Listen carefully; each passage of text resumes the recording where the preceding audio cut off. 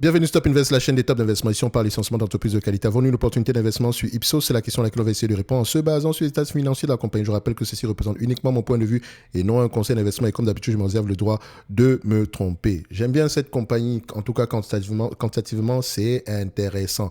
Donc, on constate ici que, vu que j'en ai déjà parlé plusieurs fois ici, on va les tirer rapidement. Free cash flow et net income, est-ce que les deux parlent le même langage? On constate ici que les free cash flow et net income vont dans le même sens. On aime ça et surtout que les free cash flow sont plus élevés. Ok, parfait. Maintenant, on va regarder à peu près la dette nette ici en termes de volume. On remarque ici que la dette nette ici diminue très bien, c'est-à-dire que le free cash flow ici est utilisé pour le remboursement de la dette. C'est en partie pour le remboursement de la dette. C'est une très bonne chose. Dette nette sur EBITDA ici, est-ce qu'on a quelque chose inférieur à 5? Bien sûr, on a quelque chose en dessous de 0,8. Donc, tout est parfait dans le meilleur des mondes.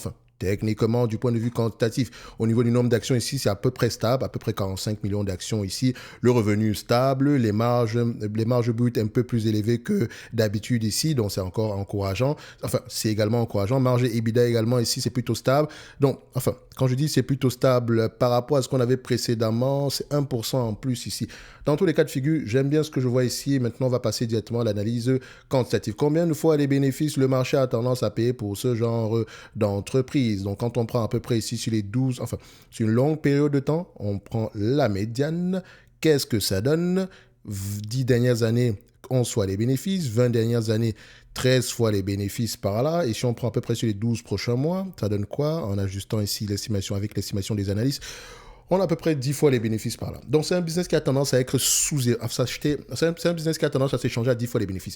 Et quand vous achetez une entreprise à 10 fois les bénéfices, ça veut dire soit parce qu'on s'attend à ce que les bénéfices soient de moins en moins élevés dans le futur, soit c'est une entité qui est mature, soit on s'attend, ou bien ici, c'est tout simplement une entreprise ici qui est peut-être en difficulté. Il faut faire attention.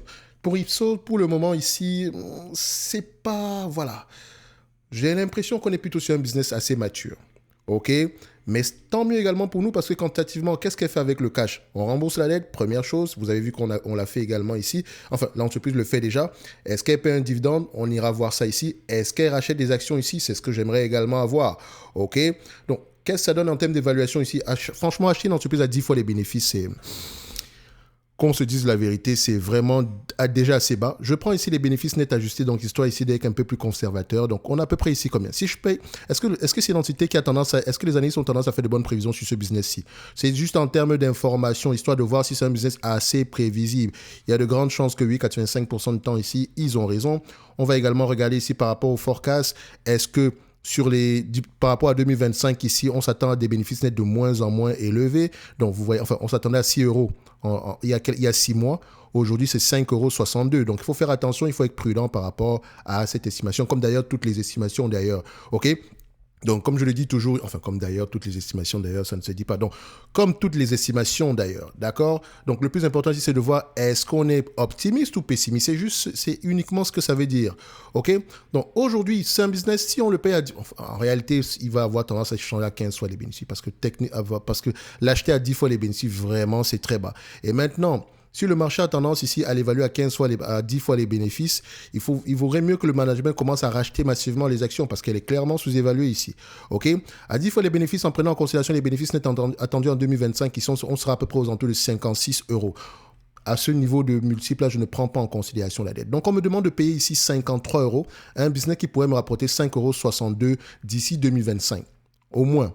D'accord, parce que ça peut être bien plus que ça, mais ou bien moins que ça. Donc, il faut faire attention. Le plus important, c'est qu'aux alentours des 5 € par là. OK? Est-ce qu'on surpaye? Point d'interrogation. Donc, ça fait à peu près un rendement potentiel de 10%. Est-ce qu'elle paie un dividende? Oui, 2,54% ici. Donc, il y a de grandes chances que ce dividende-là continue à croître ici. Donc, Ipsos, c'est intéressant à aller regarder en profondeur. Ça pourrait être une entreprise ici qui mériterait avoir une place dans n'importe quelle watchlist.